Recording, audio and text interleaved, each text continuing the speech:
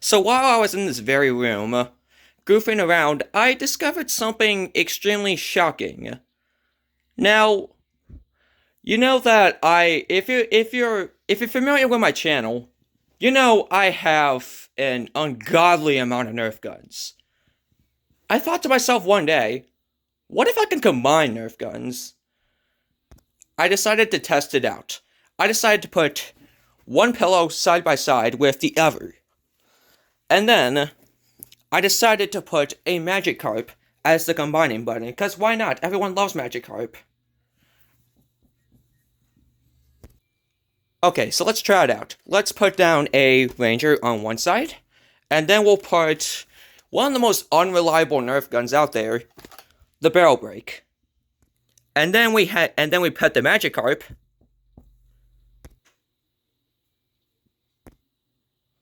Ah, it works.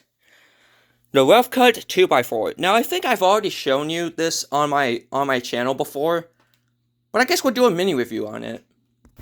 Now while I'm using the combined weapon that I got, I'm going to be doing a little mini review with every single Nerf weapon that I get. Just so that they can get more spotlight, because there's a lot of Nerf guns on this channel that I haven't really talked about.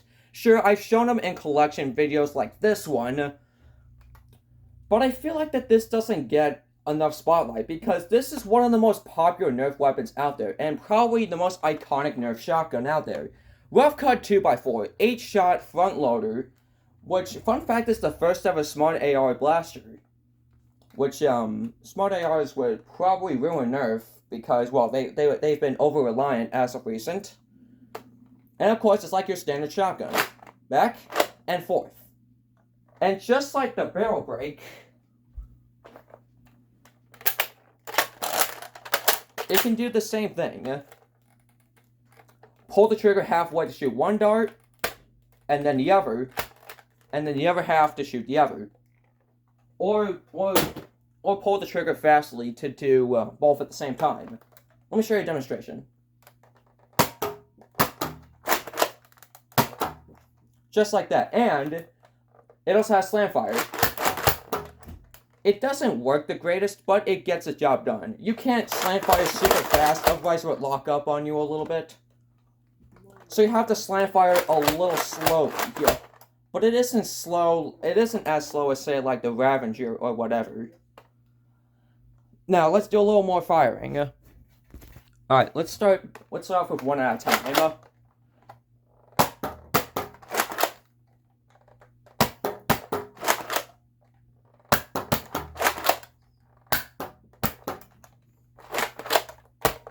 Not bad. Now time for two. Two now. I don't know why, but my hand is very sweaty right now. I don't know why. For some reason, I don't know if it happens to you, but for some reason my body gets sweaty for absolutely no reason. Even if I'm like in room temperature, it still gets sweaty. I don't know why. Does that ever happen to you? Probably it does. Oh, I did one at a time. Oh well. I mean, it's still very fun, Nerf Blaster. And now it's time for the slam firing. Alright. Slam fire test. I went a little fast there, so it kind of locked up on me a little bit. But you can still slam fire a little fast. It's just gonna lock up on you. Let's do it one more time. Let's try it again.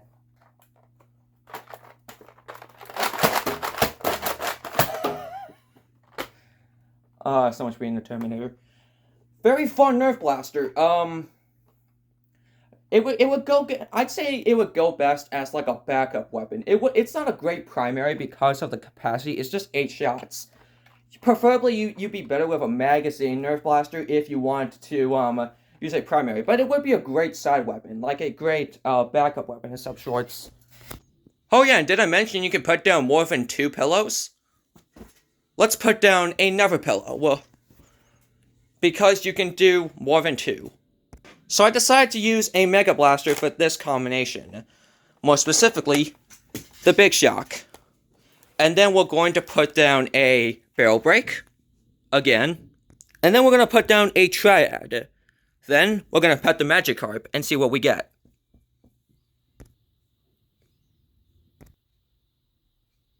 What the heck is this? This is the Tri-Break. As the name implies. Tri-Break. Not a super great gun, I will tell you that. It's way too big for any holsters that you can think of. I mean, it's not super great, and just like I did, it's basically if you Frankenstein the barrel break, the big shock, and the triad. Yeah, this is basically what you would get. It's still pretty fun to, like, whip out, you know, do this, do that. Yeah, it's kind of fun. Reliability is where this gun has its undoing. Not to mention, there's no iron sights unless if you count the attachment point as a sight.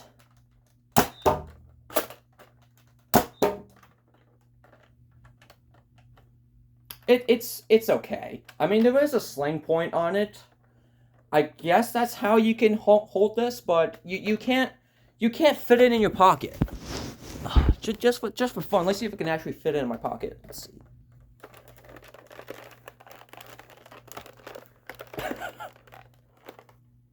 Oh my god. But this looks extremely impractical. Look. Try running with it. It's gonna fall out.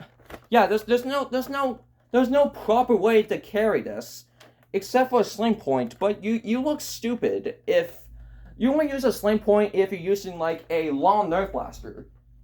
I know this is a pretty bad example, but something like the rough cut. It's a little long. And it actually looks good on a sling point. This would not look good on a sling point. There's no proper way to carry it. It's still a fun nerf blaster. It's still fun to shoot. But there's like no reliable ways to carry it. I wouldn't run this on a nerf blaster. I use this if I want to have fun, but not for nerf wars. I mean, it's just okay. Let's fire it a few more times.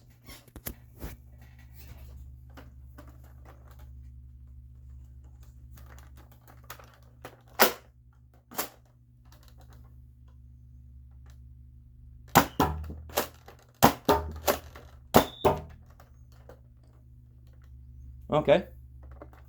Tri-Break. It's okay, but like I said, I wouldn't run it in a nerf war. Now I've had the idea that what if we combine one of the biggest nerf guns in our collection with the smallest nerf gun in the collection? And that, of course, is the tiny, cute little Jolt. So let's put him right here. There you go.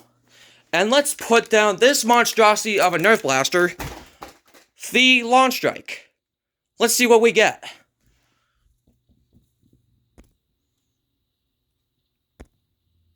Oh, great. A Breach Blaster. The Falcon Fire.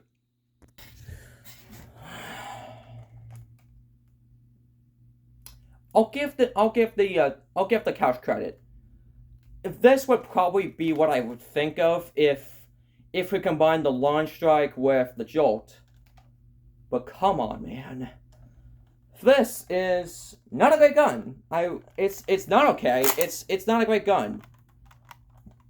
It implements the most unreliable strategy that Nerf has ever created, and is a mistake. From now on, if a Nerf gun is way too bad, anything that the couch creates is way too bad, I'm not gonna show it. Maybe until like a future video, like when I go through Nerf guns that I deem a mistake.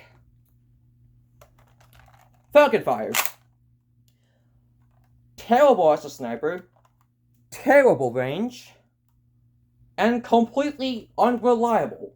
Now this is the only thing I am going to give it credit for. Well, two things I will give it credit for. It looks awesome, and I do see potential of like carrying it some way, like you're wearing a vest, you have a pocket that's deep enough that could possibly fit in here. You have nothing left, like, excuse me, Major. I am out of darts. Drop my weapon, which you should never drop your weapon in a Nerf battle. I learned that the hard way. You drop your weapon, and then your opponent's gonna think that you're surrendering. But no, you pull out the Falcon Fire. And, yeah, one of its poems was just shown right there. The freaking breach. For some reason, it decides to. For some reason, it just slides a little bit, like when I'm running. Yeah. So and for some reason I can't pull this. And for some reason I can't pull this forward. Like when it goes back, I can't pull it forward, so I have to go back, and then again, just like a shotgun. Let's try it again. Army vest in. Pretend I have an army vest that somehow has a deep enough pocket for this. Pull it out, and there you go. Yeah, that's really the only positive I have for it. Well, only two positives. But it's extremely inaccurate. It's not reliable. It looks cool. It does have potential. I do see potential in this. But it's just straight up unreliable. Like, it takes at least 10 seconds to reload this Nerf blaster, and yeah. Look at it. You have to push it forward. You gotta make sure that the slide is all the way in. Like, all the way in. So you have to hold it like this, which is now impossible for the scope on it. It's now impossible to use the iron sights unless if you hold it in a very uncomfortable way, so you could actually shoot it.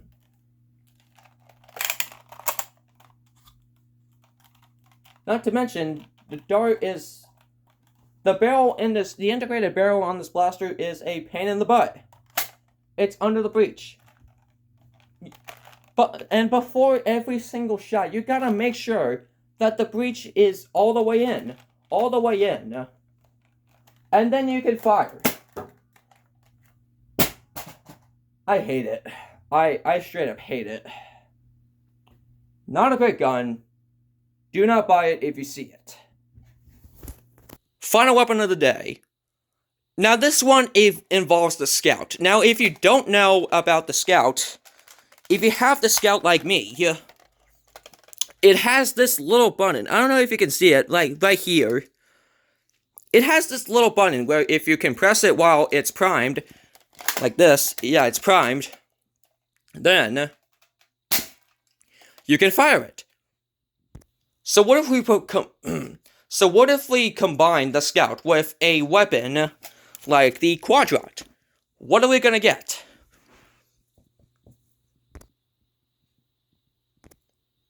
The Voidcaster.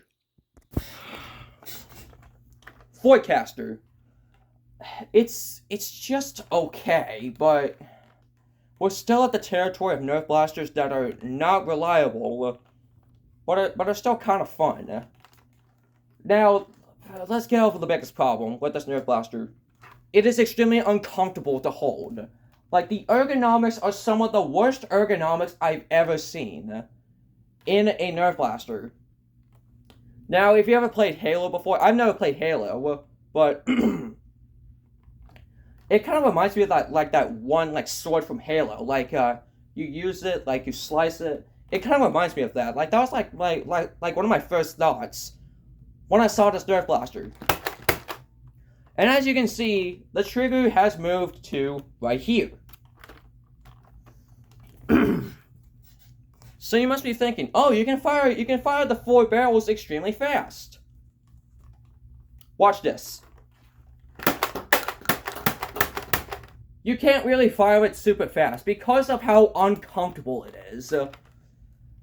For some reason, while I'm firing extremely fast, my fingers unconsciously move to another position where it's more uncomfortable to use it.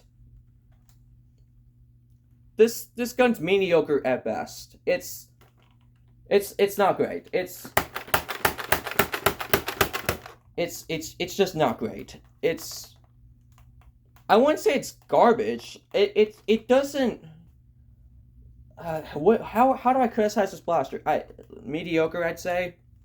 Like, it's uncomfortable. It's everything a Nerf blaster shouldn't be. But for some reason, I kind of like it at the same time. I'm divided with this Nerf blaster. Like, I guess this is really, like, the only way to hold it, like... But even that is awkward. Oh yeah, and I almost forgot to mention, this actually does have dart storage. Let me get a dart right now. This is really the only positive it has. Dart storage right here. 4 on the sides. Like this. So you can have a total of like 12 Nerf darts on this. And when you have like all 12 Nerf darts on here, it looks cooler. It looks cooler than before, but still a little ugly. I don't know. I'm divided with this one. Do you guys like this one or not? Let me know. Well, that's gonna do it for today, guys. Now, if you have any suggestions for what Nerf guns I should combine, and if I have like those 2 or more Nerf guns, maybe I'll combine it. So make sure you guys like and subscribe, and I'll see you guys later. Bye bye.